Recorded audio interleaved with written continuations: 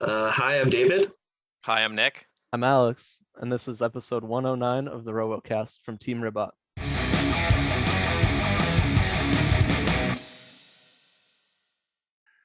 Hello, ladies and gentlemen. My name is Sam Elliott64, and welcome to the RoboCast with myself, Steve the AmericanKilljoy, and World of Woodrow. And this week, I think this is a record. We have 3 guests, all from one team, the Ribbot team, the wonderful, wonderful Frog Boys.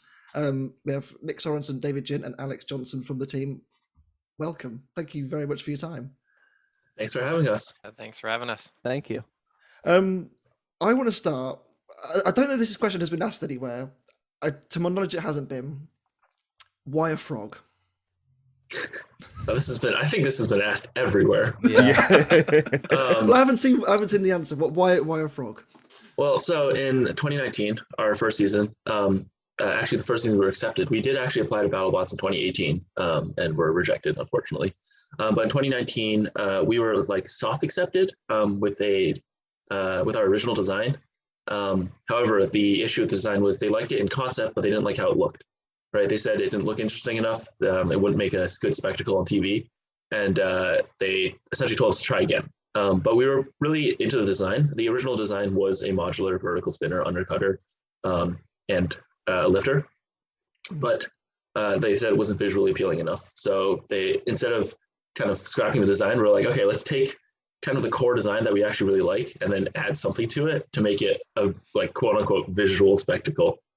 And then oh man, actually, how far do we go into this? Do we tell the alcohol story? No. I feel like you have to. You've opened a can of worms now. No, but yeah, there was a discussion between some team members, and we ended up with like a giant frog would look good on TV. Yeah, And a giant foam frog. So there's a certain video. Is it called 33 Screaming Frogs? So that video has been interesting. So when we all met, most of the team met as freshmen in college. And one of the team members just really liked this video called 33 Screaming Frogs. Fantastic video on YouTube. And that kind of existed as a background meme for the team for a while. And then I guess it finally got a chance to shine. If you scan the QR code on our pit banner, it leads to that video. Amazing. I don't know if you can just sample that in like right here.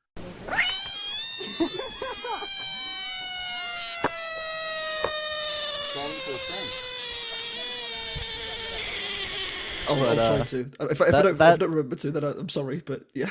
That explains everything you need to know. I'll leave. In fact, I'll leave a link in the description. That sounds like a good idea.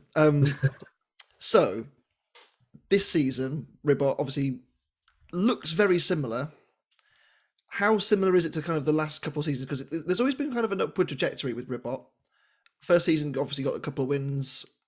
Didn't quite make it into the bracket last year. A top 8 finish. No, beat Uppercut, which at the time was pretty terrifying. What did you go away and do to think, okay, let's try and make Ribbot a championship winner? Well, if we take kind of an extra step back between 2019 and 2020, so our first and second season, the biggest issue we had was we had pretty terrible reliability and extremely uncontrollable drive in our first season. We melted motors left and right in season 4, I think it was 2019.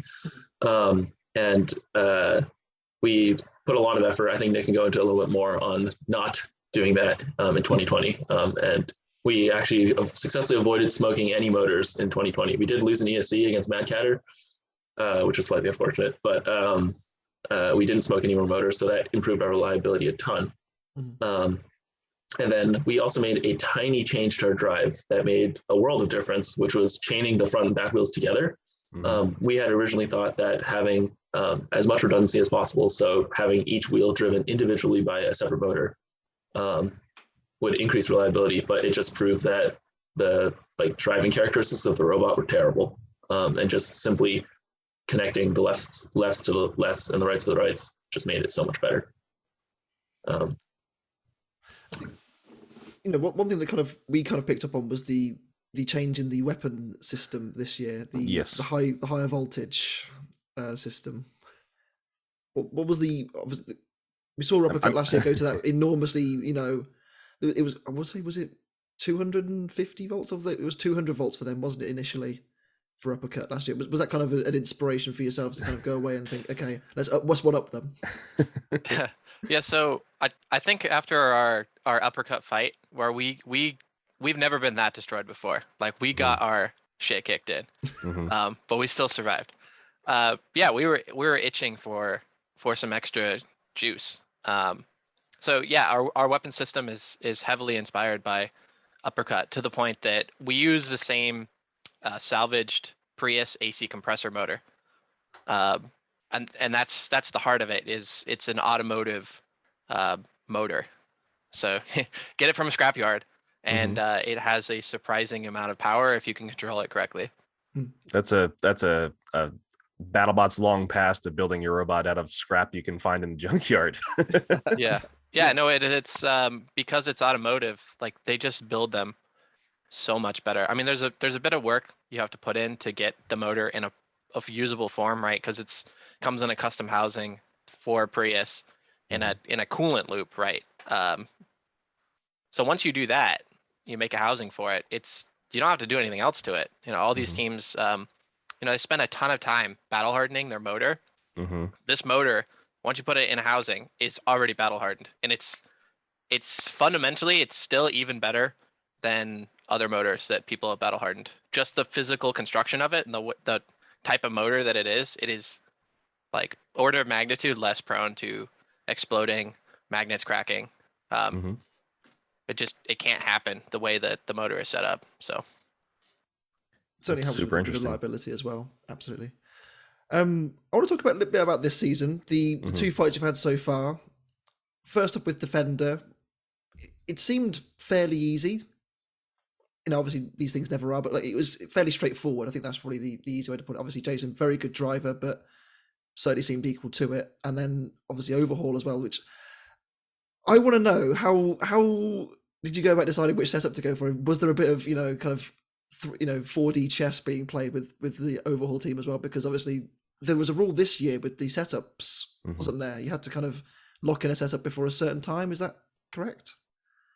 Yeah, to try to avoid. I don't know if you guys remember our fight with Mad Catter last year. We had to bike race. Yeah, that one. To try to avoid that situation again, they implemented a rule of like you have to send a picture of your configuration to someone involved in the production as like a neutral party, and then that commits you to your configuration, and then you have as much time as you need to like get that ready. And they're trying to avoid us playing any of that 4D chess, like back and forth, trying to mess with the other team.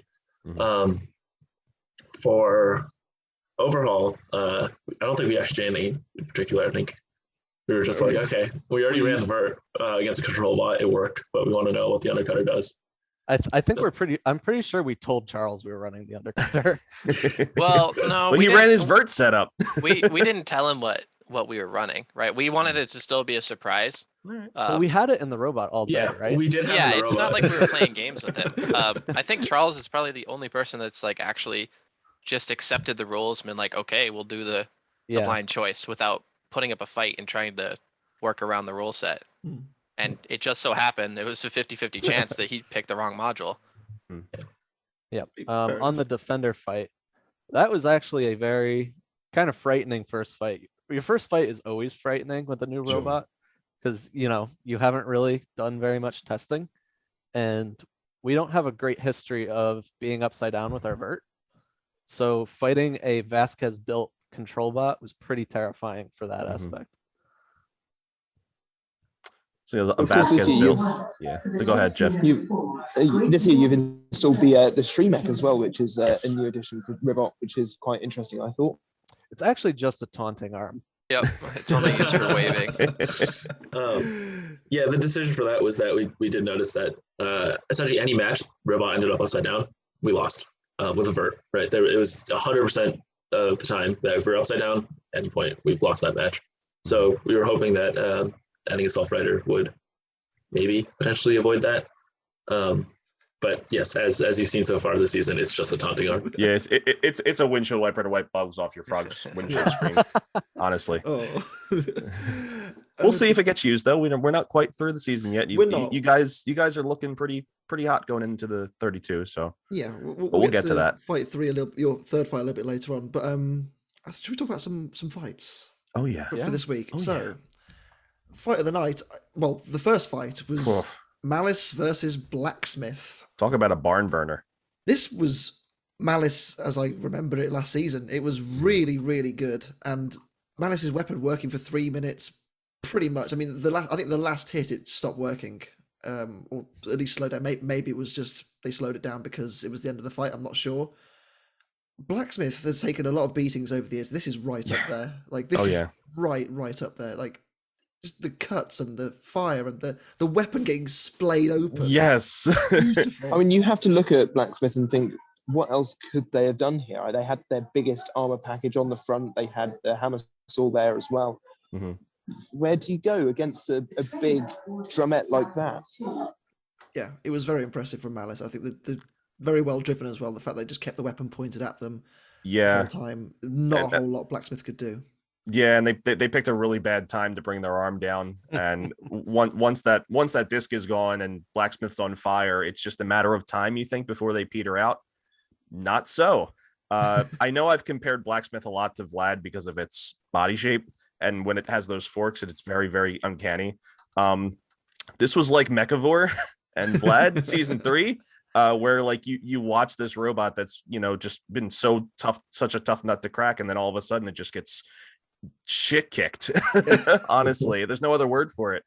Yeah. But it's remarkable how we've had so many robots this year so far, just on fire, driving around fine. It's remarkable to the build quality, and it's just amazing. There's no other way to put it. I mean, Malice really showed itself to be on form. It just might be a little late coming up, but you say that. I think if it was me, I look at this fight and I think, okay, from the result of this fight and the fight with Jackpot and the fight with who else did they fight? Tantrum. The other two opponents they had are both at 2-0 at the moment. Yep. And no the good old strength of schedule. That's what I mean, and it's a whole conversation we can have another time. But like it's so difficult to select one over another. But I feel that Malice has really dug itself out of a hole at the right time. I don't know what the you guys thought about the fight from the pits. Well, first we learned why SawBlaze doesn't swing their Yes. their arm into spinning weapons. Yeah. Because that was probably, I mean, it looked cool, but probably not the best decision, the best timing on swinging that arm. And I kind of think they were trying to go for what Shatter did. I mean, Shatter can get a little more penetration, but you play that game of maybe you get a lucky shot and you break their single belt to their weapon, and it's you have the match, right? Mhm. But I have to give props to Blacksmith. I don't think they've have they ever had a boring fight? I really don't think so. There's not many, honestly. off the top of my head. It's hard to find one if there is one. Yeah, Blacksmith is definitely cannon fodder, but they do a really good job at being cannon fodder. I have described it as the BattleBots punching bag, where when a new robot enters the scene, they're like, well, let's see what they can do to Blacksmith. Yeah, absolutely. They're up there with Gruff, aren't they? With that kind of. Yeah, I was gonna say the Gruff boys would have an argument there. It's like, oh, this cool new articulating drum weapon. Here's a robot that you can chew on. Yes. Hardest steel that you could ever design or forge. Yeah. Their own grade. I don't know. I think They're my hometown boys. I got to support them. I think with Blacksmith as well. Like, I think result started strongly, and I think who did they fight? Second fight it was who did they fight? I can't remember off the top of my head. But the no, it was Shatter, wasn't it? Of course it was. It was the axe fight, and I feel like a win against. Well, we'll find out how the 3-0-3 free shipping is neither here nor there. But then a loss to Shatter and a loss to Malice when it's already 0-2. Their strength of schedule kind of isn't as strong as Malice's, I think, and I feel like Blacksmith is now really on the bubble and struggling for a 32 spot. But it'd be worth having it in there just for the sake of entertainment value alone, as Alex kind of alluded to. It's Yeah, it was a glorious way to start the episode, like just gratuitous violence and fire and everything. It had it all, and yeah, credit to both teams. Fight number 2. I almost two big brained reptiles. this one. I I'll tell almost you big brained what. this one, guys. So we do our own kind of prediction pool, and Steve was the only one that went for Claw Viper. Well, yeah, you were the only one that went for Claw Viper, weren't you? I am the only one that went for Claw Viper. That first 3 seconds, it was looking so good. Yeah. I was Perfect getting suplex. butterflies. The suplex landed, the drum landed on their rear wheel and in the suplex, and I was like, oh no, it was looking so good. The drive on Claw Viper is just unbelievable, isn't it? Just the way that it moves is just buttery smooth. Absolutely, and the suplexing was really good as well. Just ultimately Jevan's back on the train. That's good. The way that you know, it has a presence in the arena is very exciting to me, and like it's great. I really am a big fan of Claw Viper this season, but Black Dragon's very good, as you guys would know. You know, last season he was kind of your Achilles heel in the end. Yeah, they don't really die. Yeah, you're not gonna break him on the arena. That's not gonna happen. Yeah. Yeah, Claw Viper I think has impressed everybody with it is hands down the fastest I think robot in the box. Not you think. There's no thinking. It's a definite. They have Riptide runs 2 revolts in its weapon, and it has a powerful weapon, which is what Claw Viper runs on each side of its drive. So it has double the power of Riptide's weapon system. It's so silly. It's glorious. I'm here for it. It's just they're pushing the boundaries, and it clearly has an effect, and they started so well, but it's just unfortunate the way that Black Dragon bounced. I think and with because I know they have a ton of electromagnets on the bottom of that thing. You see them in the flip.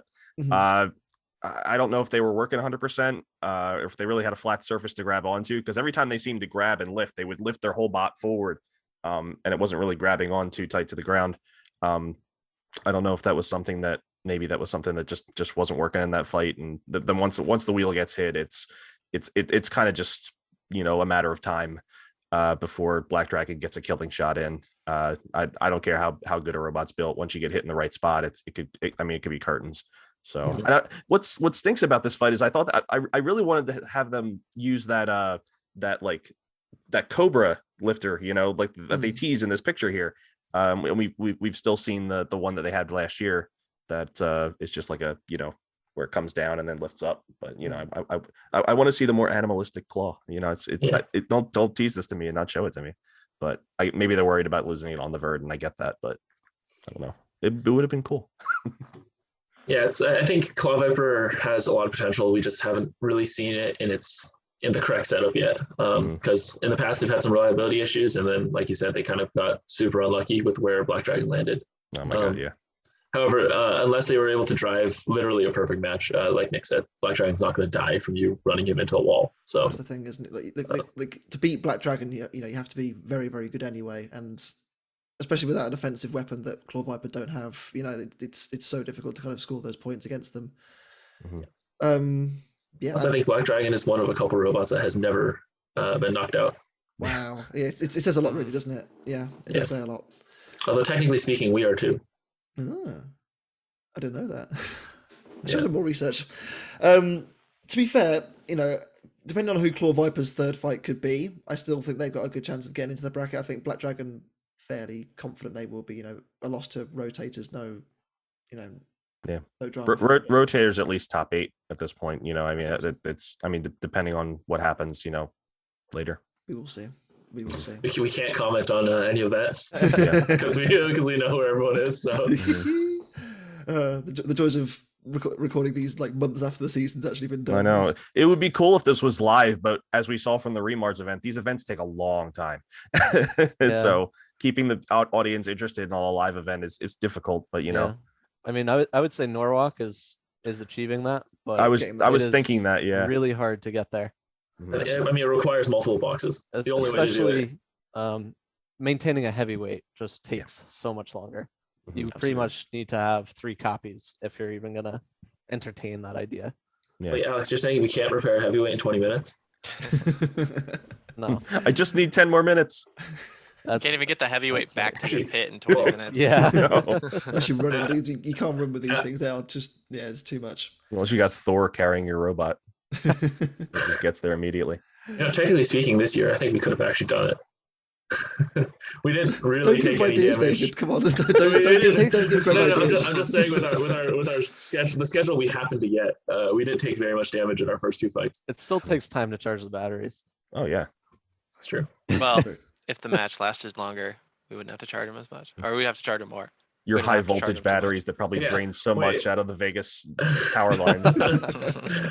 Alex, we could have run another match after overall. That Like is no true. problem, no problem. Yeah. We could have run another match. Yeah. We'll move on to fight 3. Now this is a shit post. This whole fight was a shit post.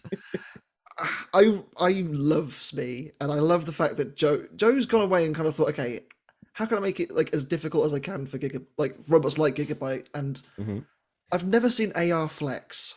I've never seen it, and this was just this whole fight. You've got a question why they kept going for the middle though. It's just Yeah. every turn is just like keep going for the middle. Why? There's nothing there.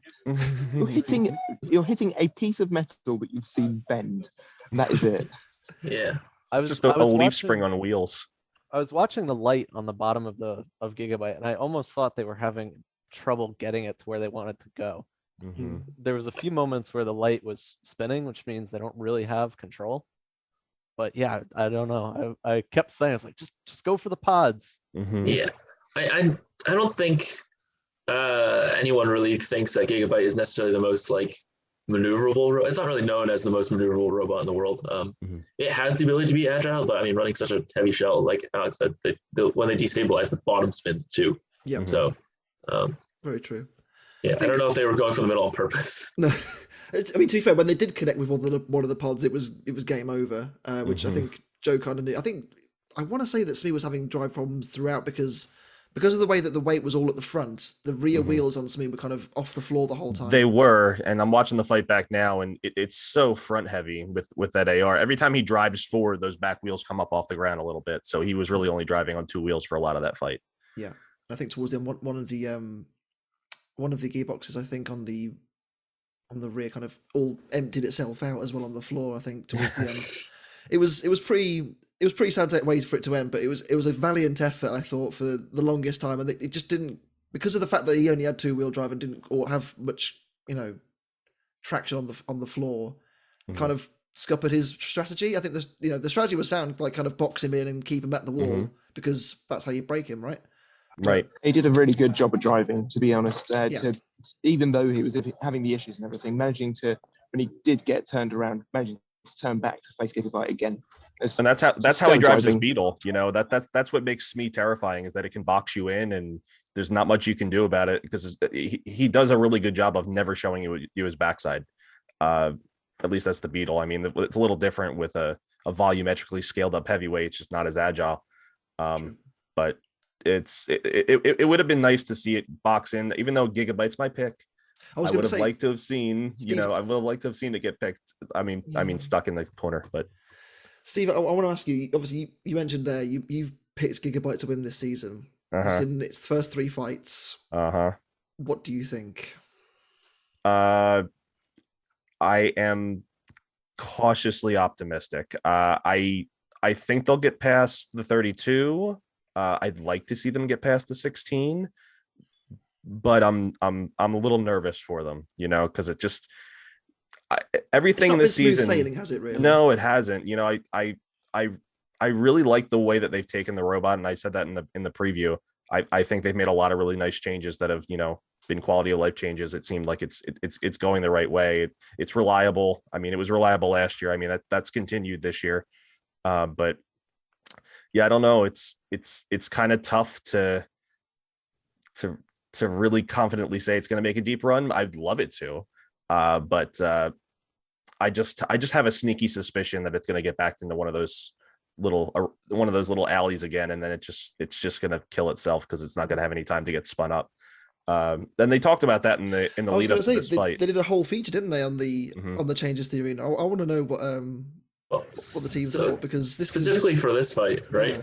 Gigabyte could have hidden in the corner and spun up all the way because SMEE True. can't get to the corner.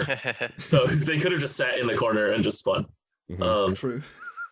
I thought it was interesting that they framed that the way they did as really being a counter to horizontals. Yeah. Because that's the When way the we meta is verts, let's kill Right, the right. horizontals. And that's the way we as builders received it is you're essentially screwing over horizontals. Mhm. So, I was expecting them to say that, it's going to make the fights more interesting or the battle box was stale. But the fact that they went in the direction of this is really bad for horizontals They fully addressed it as well. Like they were was like, very surprising to me. yeah. They said, they even said, it's good for verts, it's good for control bots. I'm like, Like, do they the really fact that the need the verts help? needed more, assistance. They've, Right. the last 3-4 seasons have been won by 3 seasons have been won by verts. Come on. Yeah, I mean the only non-vert champion is also I don't know. He's being countered pretty hard by the big wedge. Yeah. With vert spinner meta. So yeah, they really leaned into the terribleness of it somehow. I would really like to see Reddit check that statistic. The engagement up 39%. It was 39% big hits per minute. Well, there we go. Now I I don't know was what watching the this big on- hit is. Yeah, I was watching this on Friday evening with a group of people, and we said basically, is that statistic on previous seasons based on the fact that this season the robots are now more reliable than they have been in the past? They work for longer. The weapons are now more powerful, so on and so forth. They can take the hits more. There's a whole multitude of factors, I I think. think we can pretty safely assume that these figures are made up. That Yeah. was It's like that the was my slams and thought. jabs from Comedy Central era. It's like, Yeah. what are those? These figures. Yeah, don't mean anything, I don't think. Yeah. Yeah, a bit of a strange one, but And also the time between hits is going to be shorter if you have a smaller box. Yeah. exactly. It's always going to be the case. Yeah. And we have yet to see any robot use the corner space willingly.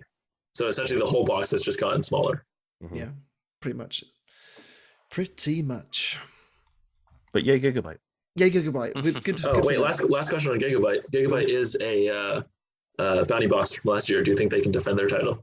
Yeah, that's the thing that is coming up soon. Yeah, it's not far away now, is it? No, it's not. Yeah, then that's the thing. The ones that won their bounties get to try to defend it. So I think they got a good shot. The fact that they don't have to go through a bracket this time and just win one fight would be advantageous.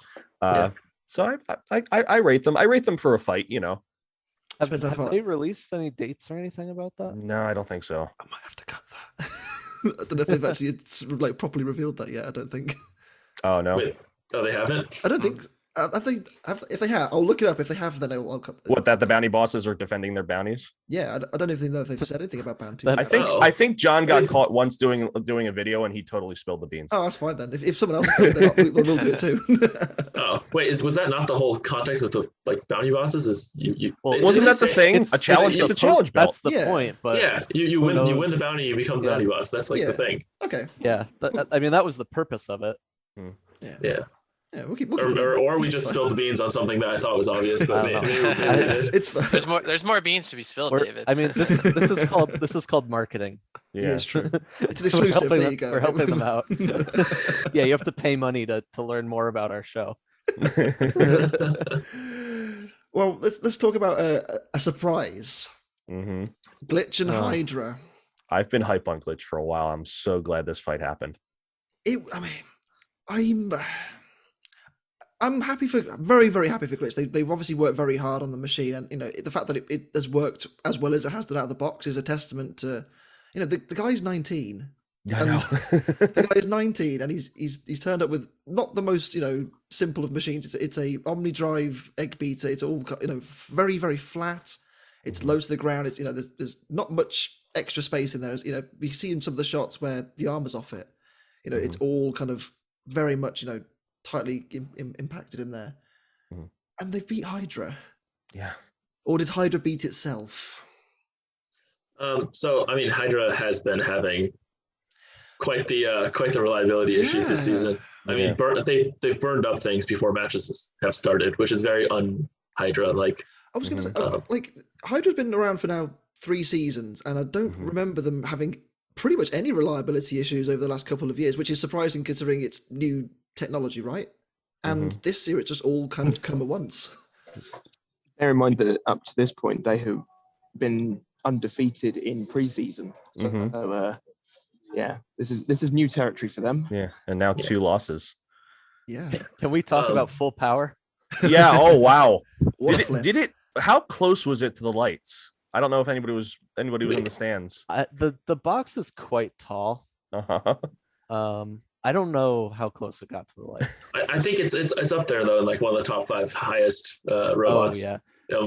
Because the thing that I want most from production is a perfectly level camera, Yeah. so that we can actually measure these things. Yeah. You know, like in towns that are like at flood risk, and you kind of like get a height of the water every time you get a flood in that. Yeah, I want that, but on the side of the battle box, so you can kind of measure how high they've been. gauge. That would be such a fun statistic. Of, Yeah. Highest launch. It wouldn't take very much to do either, right? It would be like it really would. easy. Or One GoPro. there's even those things that they put at the door of convenience stores, so that if somebody steals, they can tell their height. Like, I'm just asking for a tape measure here. It's not a lot to ask for. And they also, like, for some reason, I don't know if you guys noticed at the like slow-mos at the end of the fight, they only chose camera angles where Glitch got launched out of frame, which is like, I have no idea how high they went. I know they went higher than the camera frame, but the camera frame is like 5 feet off the ground, so I don't like. You have to do your dynamics where you have to figure out your angle of launch and figure out how long it was in the air, how heavy the bot was, air resistance. You got to do it all. Reddit and online, I think, should show us where Glitch ended up by video means only, and whether that be spicy edits or not, we shall have to wait and see. I don't know why they don't post like the full box view, because they have a corner camera that is zoomed out and shows the whole box. That would give us like the entire flight path. But I don't know why they don't use that. Is it too much to ask that when Hydra or Blip is in the box, you just throw the wide angle lens on? Yeah, it's that easy, right? For at least 1 or 2 cameras. There's so many. Just have something that's ready.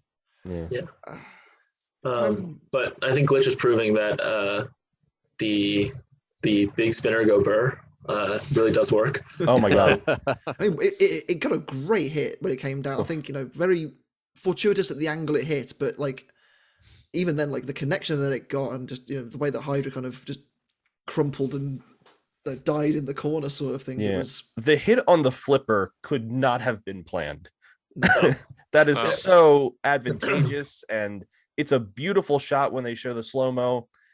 Oh man, what do you do if you're Hydra now? You've burned out 2. I assume they're speed controllers on that oil pump. We spoke to Jake, didn't we? And he said that it was for the first fight, it was the speed controller for the oil pump that broke in its first fight and kind of shorted out the rest of the receiver afterwards. And then in this fight, it seems like it was a similar issue because it was because after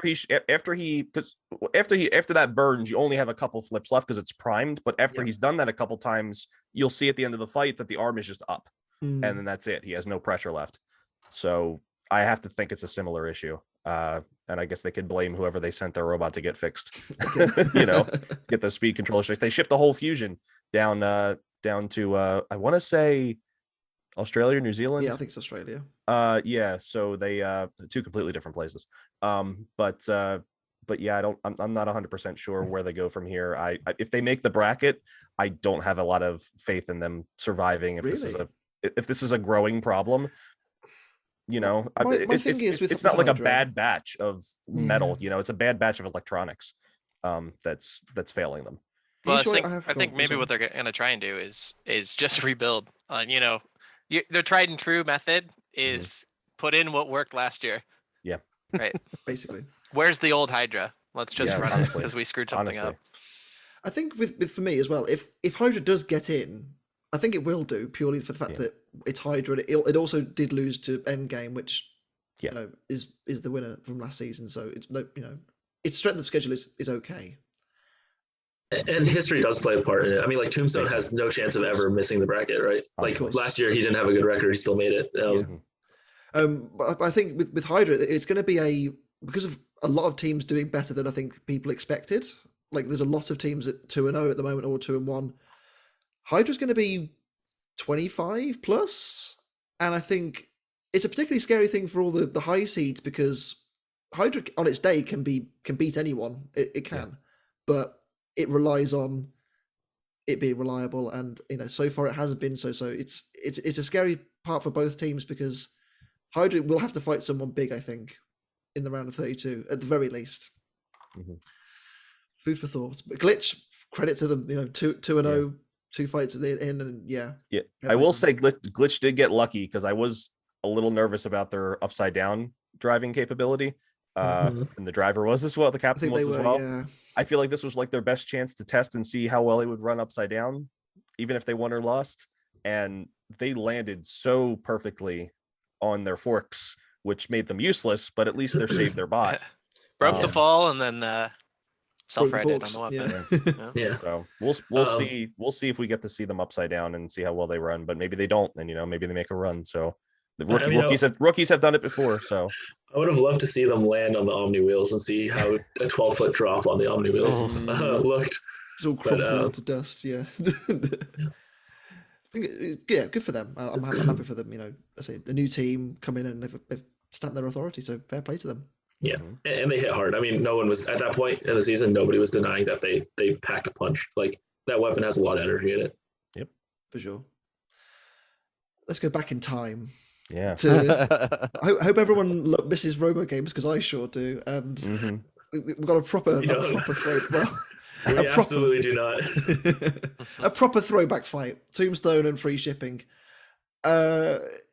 Interesting in a sense that these two have obviously fought at infinitum. They fought so many times over the years, and as Ray said, normally it's Gary that comes out on top, but not this time. As soon as those wheels started flying off, you just kind of thought, okay, Tombstone's just gonna get that last one, and the weapon died, and Tombstone's struggling. Yeah, it became a push bot once again, and it actually was doing okay as a push bot, even though that's not its strength. There's one point late in this fight where it really gets a good push into the screws, and that's the best I've ever seen Tombstone push anything. Well, it was pushing a bot with one wheel. This is true. And how is it somewhat driving straight? Can we talk about that? I think his rims are set up in a way that he can get a little bit of grip off of them, and it's just enough. That's my theory. It could be wrong. I do think his rims do touch the ground below the chassis. That's was just secret. Okay. That being said, the driving from Gary Jin, who usually is a very controlled driver, that was not his best showing. I was gonna say, at the start of the fight, I was just like, "What is he doing?" I was just, we've all seen, the fights where he's, fought against, Warhawk is the one, that springs to mind where he's just kind of driving on two wheels with the kind of big frame on the front with free shipping and somehow making it work. And this at the start, I was kind of like, did he have a rush of blood or something? He may have done, because it surprised me. Considering he's normally so measured and, as you say, very well controlled. Just no, not this time. But as always, very entertaining.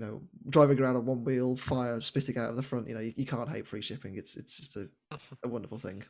No, it's I'm actually also not sure what Tombstone's failure. I don't know if Nick or Alex, if you know what happened to him. I don't know why his weapon stopped. I don't know. But yeah, I mean, reliability issues everywhere. I think in this match, there's speculation is they had a delayed start. I wonder if they were having contactor issues. Possibly. I think as well, it changed so much this year on Tombstone. It's kind of it's hard to gauge what's failing every time. Maybe I don't know whether that's another factor, because obviously we saw the Shrederator fight. It kind of ate itself, didn't it? Really, and caught fire. It did. And then in the second fight, it stopped as well. Okay, yes, it was fortunate that Mammoth also took a lot of damage, but the fact that they lost a drive wheel off of one hit to the wall. Normally Tombstone takes 2-3 hits for it to kind of start taking a little bit of a beating, whereas this time it was just one big chunk in the wall, and that was that. So yeah, I don't really know. This is like Ray's exhibition for this new design. Next year it's going to be really, really scary, because he'll have worked out a bunch of kinks. He'll have worked out all the kinks that went wrong this year, you would hope. And Tombstone's also always scary. That first hit is going to hurt. He's going to spin up at least once, and that first hit is not going to be good. No. Yeah, and I know that the internet has been giving Tombstone a hard time. When have they not been? But it's very There's safe always to the say, argument. unless your name is like Scorpios or Gruff or Paul maybe V. Paul something like Ventimiglia. Or Paul Tantrum. Ventimiglia, yeah. Everybody is terrified when they're fighting Tombstone. Hmm. Everybody is terrified. Everyone has a setup. Everyone has a Tombstone plan. He even says it in the episodes Yeah. a lot. Everyone plans to fight Tombstone. Everyone has a specialized defense or strategy for fighting Tombstone specifically. We are on our 4th revision of wedges. Just There you saying. go. We've never Just in fought case. a horizontal. Yeah. We'll make a new one every year. Let's Yeah. hope we don't have to use it. We're gonna get to, when we get to your fight, we're gonna talk about your matchups this year and how I think production was very nice to you with some fights. But anyway, So should we do that now? Should we talk about? we can do that now. Let's talk Ooh. about. that. Well, just like that was almost planned, Steve. Well done. Yeah. Well, nice. The thing is, this was, I think, your first really big test with P1 this year, because it's a rock. My thing was with this fight. Well, first of all, again, I love the fact that you've gone back to the decorating the frog. Yeah, because every time. This is It's a what nice touch. I'm here for, because it just adds a little bit more character. Like not that Ribbot's lacking, of course, but like it's just it's just very pretty, and who doesn't like a bit of golf livery in the arena, right? I mean, we were told in 2019 that we need to be a visual spectacle. There Yes. you go. Um, There you So go. we copied everybody else's. yeah. And quite rightly. What was the plan? Because I think you had to work very, very hard for this win. And like, Yes. as I watched it, like I backed you guys to win the fight, but I think I was surprised at how well P1 was coping and kind of making you think. Like normally it's 4-wheel drive Vert goes into the arena and smacks them around a bit, job done. Not the case. Yeah, that split wedge that they ran is brand new. No one's seen it before, and we hoped that we'd be able to hit the lifter shaft that's kind of in the middle of the robot. We thought that opening up the wedge to have a gap there is just like asking to get hit directly on the lifter hinge. And I think Reddit also thought that was exactly what was going to happen. That we were just going to put the vertical spinner straight down Main Street and then destroy the lifter. Then real life happens, and it turns out we can't actually reach that far into the robot, and other parts of the robot will entangle before our weapon makes contact with anything. And it worked really well for them, where the weapon was just spinning harmlessly in the middle of their wedge. However, we did also learn, not that we didn't know this, but we kind of got confirmation that it doesn't matter how much pushing power a robot has, as long as you're underneath the other robot, you'll be able to push them. Because we at some point were pushing P1 around. You saw the tire smoke flying off of P1, don't you? And, like it's when you push them back to the screws. Like I was like, wow, this is proper stuff, Yeah. Yeah, this was all about the forks, and we're happy that our new forks, which we put a good amount of work into, ended up working pretty well.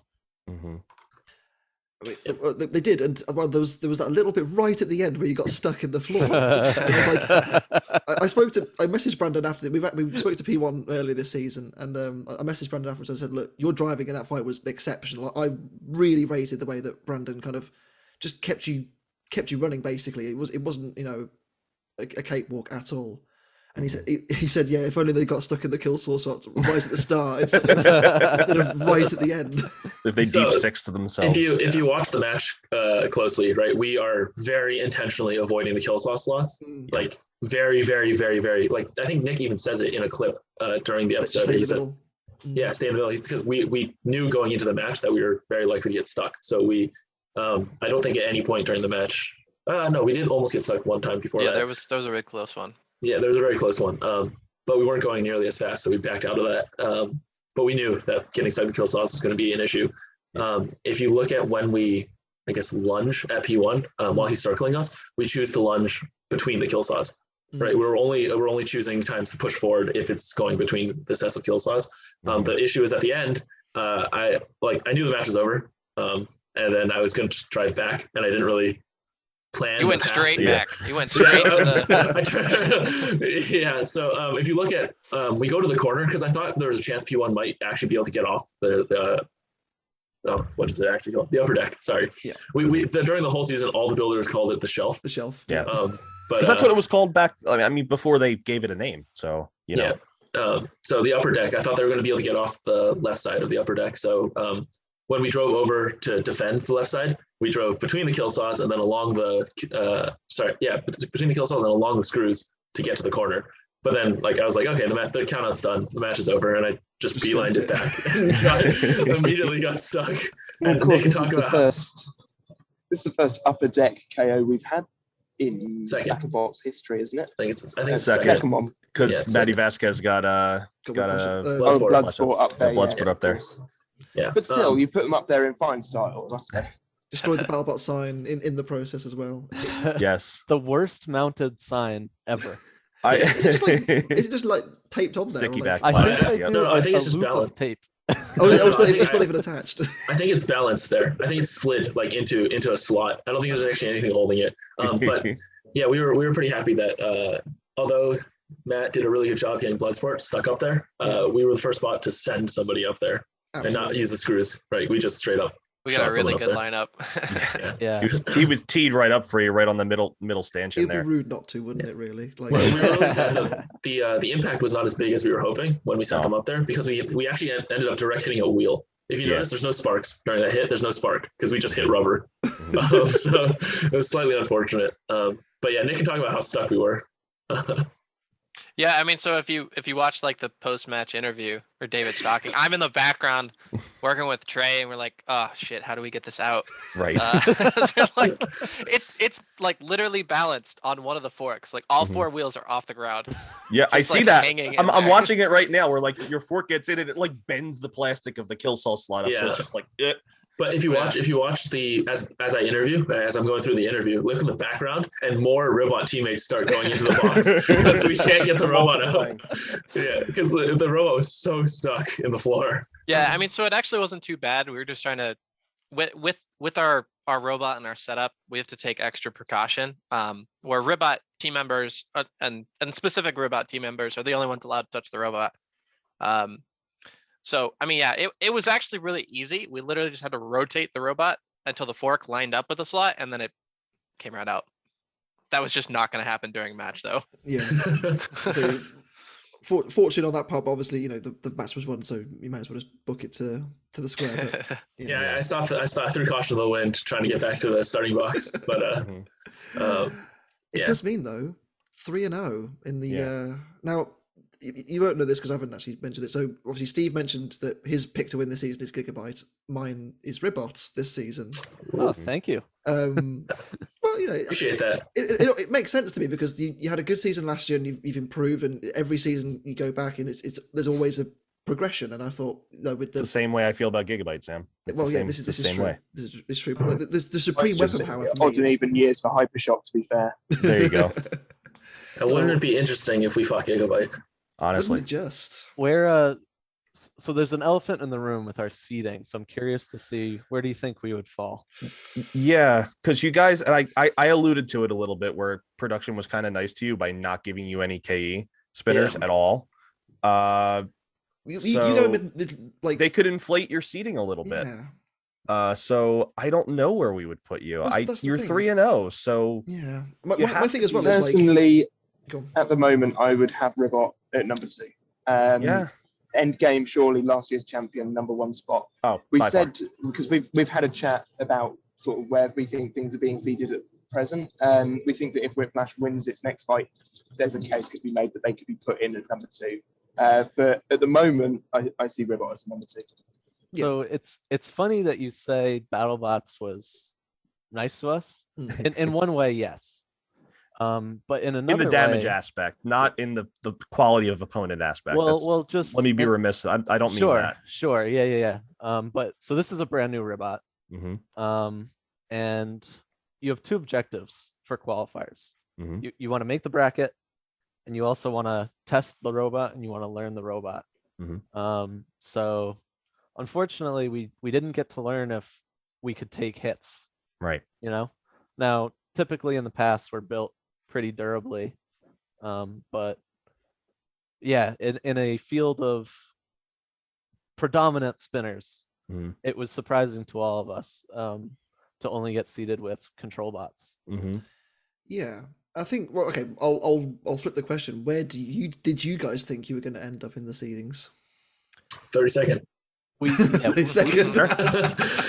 Modest Barely person there. on the pod right now. Realistically, probably, I don't know. Definitely not as high as 2, like you said. Top 4? Probably like top 8 or top I think 8. top 8. Yeah, top 8 was. But we all thought that since we didn't fight any spinners, that was going to weigh heavily against us. Yeah. Plus the control bots that we did fight weren't like Whiplash is a huge win. If you beat Whiplash, that even though he's a control bot, that's a massive win. But Overhaul, I mean, like Charles is great. We all love Charles. Yeah. But he's been away for a while. Yeah. He also, like, even when he wasn't away, he doesn't have Whiplash's record, right? Overhaul doesn't have the same win record that Whiplash has. Obviously, Jason is Matt's little brother, but he's still not Whiplash, right? And it's a fast chess, but it's an untested bot. Yes. Yeah. P1, I think, did count towards us. I mean, they've had a really good season so far. They've improved a lot. The fight was a good fight. There's going to be no P1 controversy this year. They're in. In my mind, the shot is called. We'll see. Well, that's what you think. Oh no! Do we have Do we have a final episode of winning your infights, and then we have to talk about those? So let me ask you, which 0-3 bot do you think made it? No, don't do this to me. Let me think. Let me think about that. Let me look at the 21 season and let me think. Rusty got a toy, so they're getting in. Atom 94. Atom 94, coming all the way back. Double Jeopardy, big deal. Oh yeah. Whoa. Those are 0-0. Those are 0-3. Those are We haven't 0-0. even seen them. Well, I understand Emmanuel because he's been busy with It's an Jaeger. even record. Even record is surely in the offing, right? Well, so you haven't seen Big Deal because Big Deal wasn't technically accepted this season. I don't know if it was an extra. Yeah, so it's There's one event that occurred with Big Dill that I really hope makes to TV. they're gonna cut it. That's not never gonna see the light of day. But hopefully we will get to see it. I'm gonna think about this for a little bit. Maybe I'll just hop in on main event time. But yeah. Well, I say it was a great fight, I think, for yourselves against P1. Did you think at this point? Okay, obviously you think at this point, 3 wins, you're going to get into the bracket. Yep. How far did you think Ribbot was going to go at this point? Like, did you think top 8 again would be a good season, or did you want to go and win this time? I think it was hard for us to make a confident call. Like Alex said, we lacked the spinner testing that we kind of would have liked to see in the qualifying matches. However, I don't think I think we have expectations for the robot now.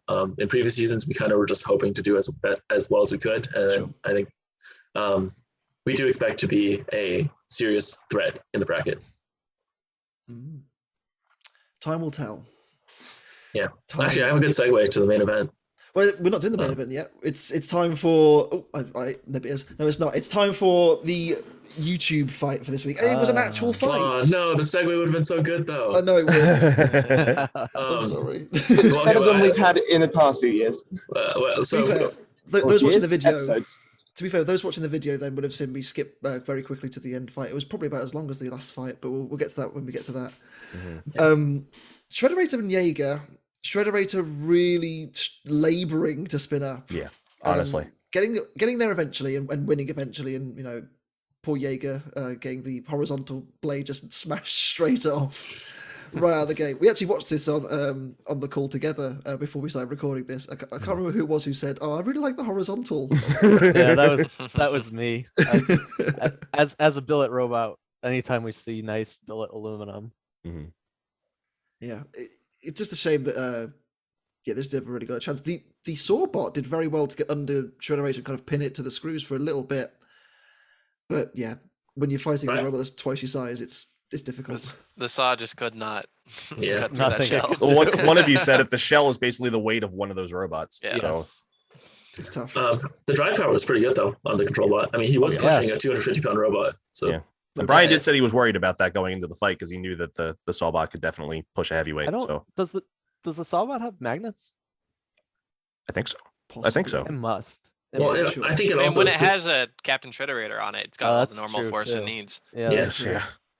Very true. It's this has been a marked improvement over the recent supporter fights. I think that's fair to say. Like it was an actual fight. There was a bit of back and forth, but ultimately Shrederator getting a bit big hit at the end as well. Maybe a bit naughty. Maybe a bit of editing trickery. Who knows? But yeah, that's a good hit though. It was a great hit over the deck. Yeah, I would have liked to know what was going on with the spin up because all of a sudden they just went to full torque. Yeah. I think this also, not that we didn't already know it, but SawBlades are kind of inferior to the hammer saw.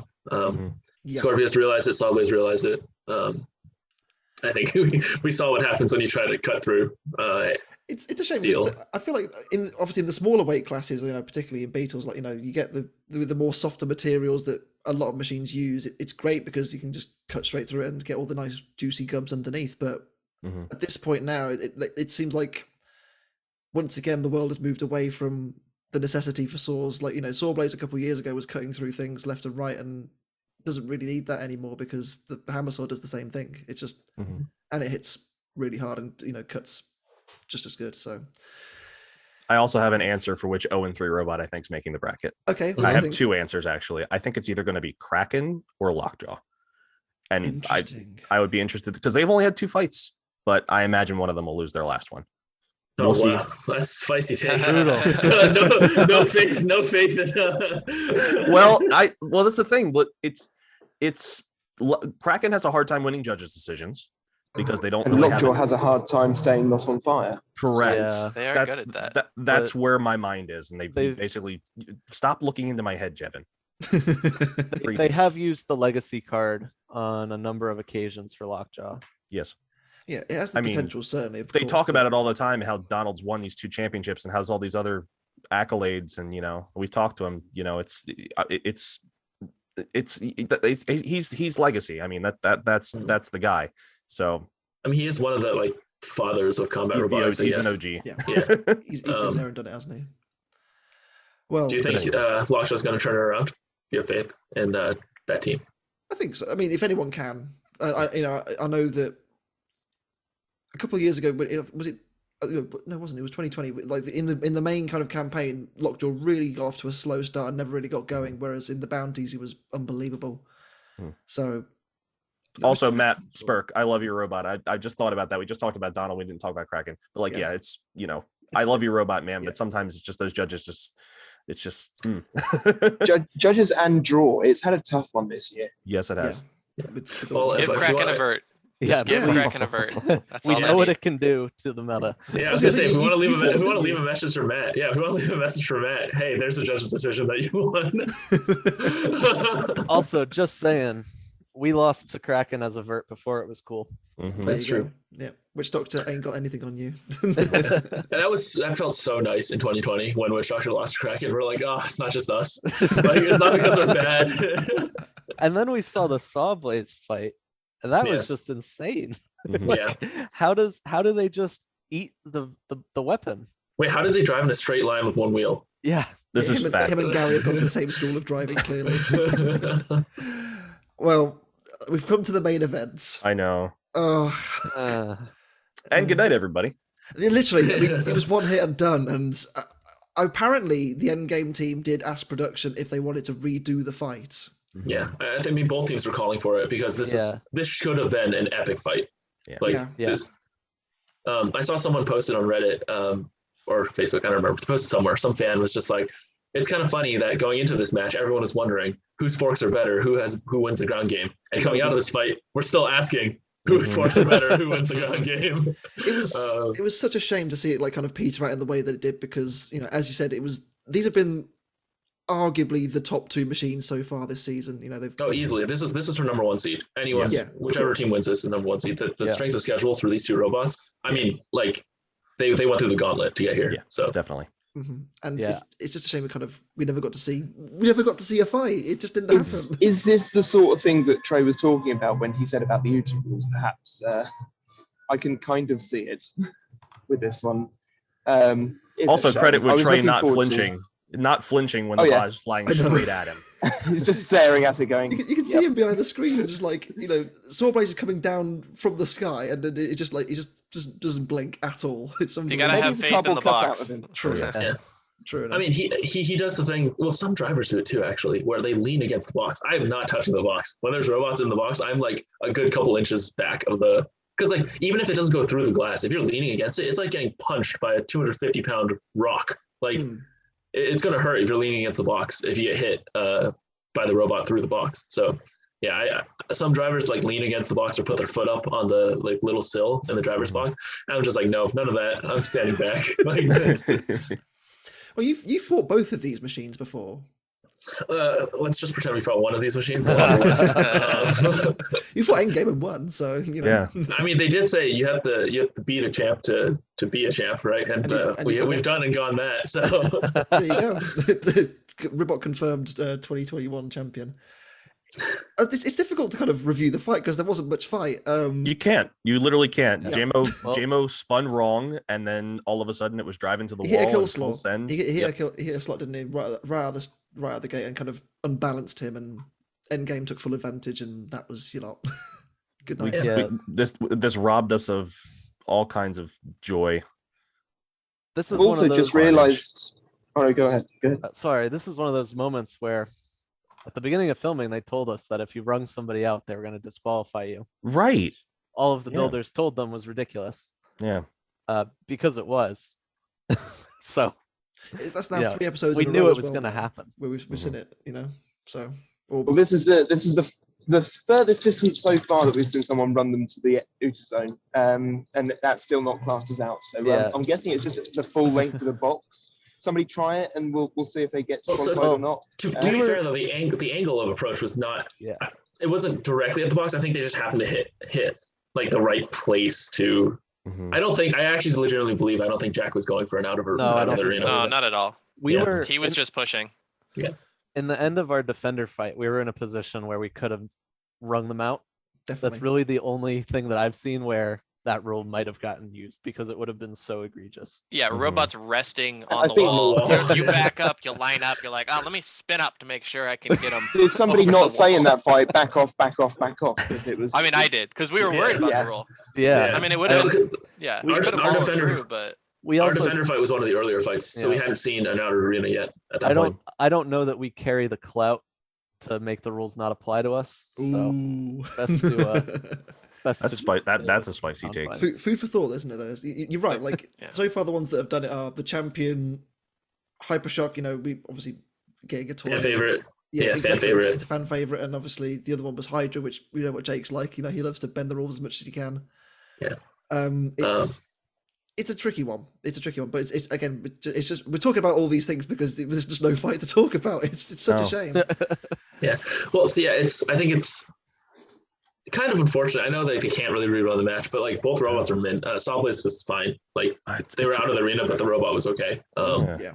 Minor hole in the bottom, but I think it hit the corner. It was a corner venting, hit, speed holes. Yeah. But I also think the builders not only were missed out on a really good fight. I think this would have been a huge learning fight for other teams as well. Because I mean, I still want to know who would have gotten under who. Like, maybe we'll get a rematch. Maybe. Well, they are tied right at the moment, aren't they? They fought each other before a long time ago, so the record's tied now. So in the international World versus USA episode, they of the 2018 season. Yep. I was looking forward to a good rematch for that one as well. So I think the fans and builders alike lost something this fight because it could have been something really amazing. And I also really would have liked to see how the top armor endgame put on. Honestly. Nobody seems to have any solution for SawBlaze. SawBlaze is punching through anything. It doesn't matter what you put. Don't get hit. It does not matter what you put on top. It seems like he just goes adamantium. Yeah, literally, at that point, you may as well. But if you get adamantium, they're going to find a way to get adamantium. This so, honest. Have you?